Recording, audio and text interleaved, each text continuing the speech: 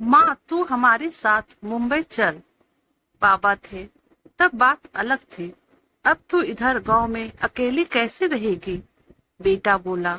कांता बहन सोच में पड़ गई। दिल का दौरा आने से पति अचानक मृत्यु हो गई थी। उसने बहुत कोशिश की खुद को समझाने की। श्राद्ध के बाद सब मेहमान चले गए। बेटा और बहू दोनों इंजीनियर थे।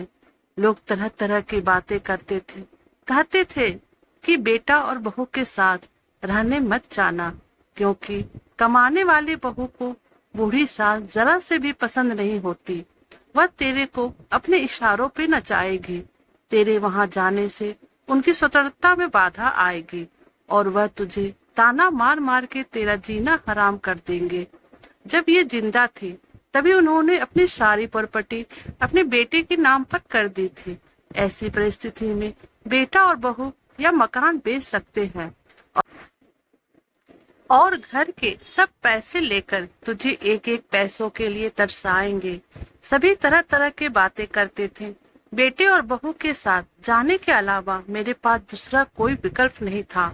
65 साल की उम्र में मेरे घुटनों की दर्द की वजह से मुझे हमारा राशन दुकान चलाना भी आसान नहीं लग रहा था।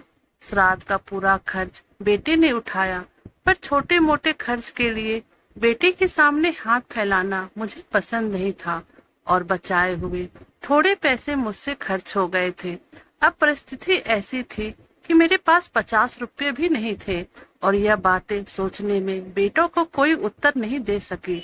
इतने में बहू बोली, माँ मुझे बताओ कि कौन सी साड़ी रखनी है, मैं आपकी बैग पैक कर रही हूँ।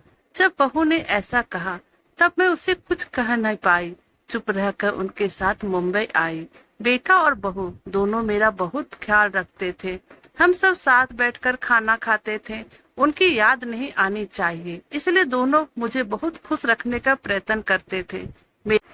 मेरा 7 साल का पोता तो दादी दादी कहते हुए मेरे पीछे पीछे भागता था। मुझे कौन सी चीज चाहिए वह मुझे तुरंत लाकर देता था। यह सब देखकर मेरे मन को बहुत शांति मिलती थी। मैं सोचने लगी कि लोग बेवजह ही आजकल के लड़के और लड़कियों को बदनाम करते हैं और कहते हैं कि बूढ़े माँ बाप का सम्मान नहीं करते, उनकी देखभाल नहीं करते। खासकर बहू कमाने वाली होगी तो सास को अपने पैरों पे रखेगी। लेकिन मैंने देखा कि ये सारी सिर्फ बातें थी। हर उंगली की तरह हर बहू सेम नहीं होती। आज सबने बाहर घूमने का प्लान बनाया था। हम सब मॉल में गए। उधर घूमते घूमते बेटा और बहू एक दुकान में कुछ खरीदने के लिए रुके।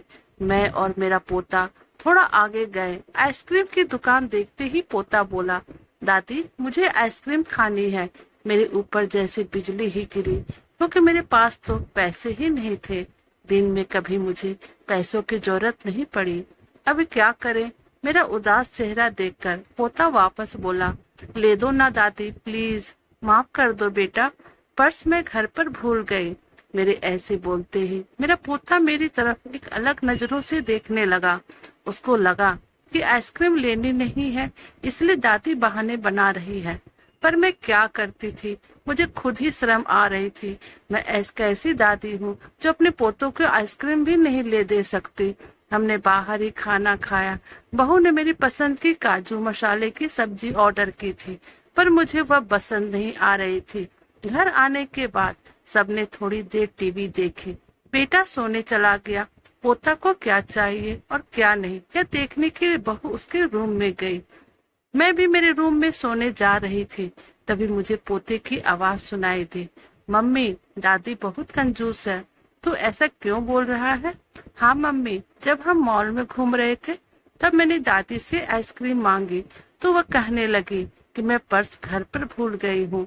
यह अच्छा है क्या मम्मी।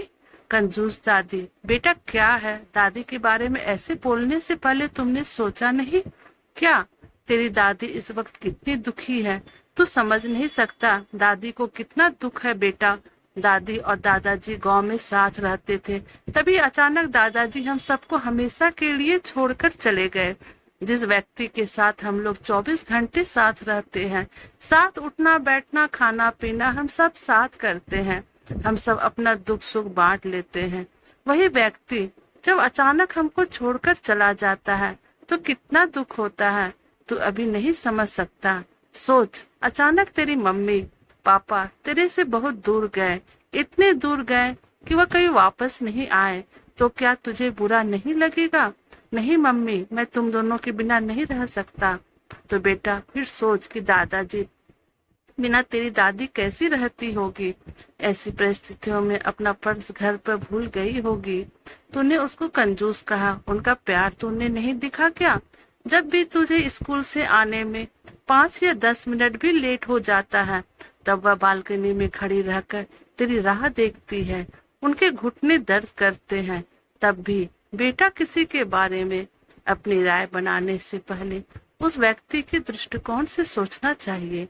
यह बातें सुनकर मुझे मेरी बहू पर बहुत अभिमान हुआ। उसकी जगह मैं रहती तो कदापि मेरे लड़कों को इतने अच्छे से समझा नहीं पाती। दूसरे दिन सुबह बेटा ऑफिस गया और पोता स्कूल। बहू ऑफिस जाते जाते मेरे हाथ में कुछ पैसे देने लगी। ये क्या है बेटा? मुझे पैसों की क्या जरूरत है?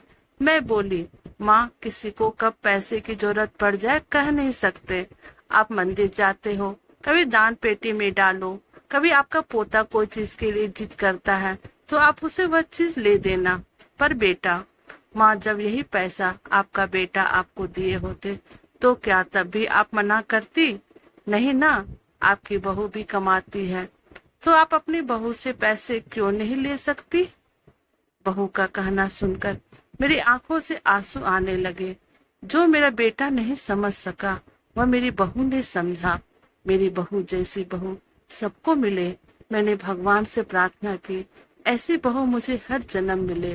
तो दोस्तों, आप हमें कमेंट कीजिएगा प्लीज आपको हमारी कहानी कैसी लगी, और प्लीज हमारे चैनल को लाइक और सब्सक्राइब कर दीजिएगा। Thank you.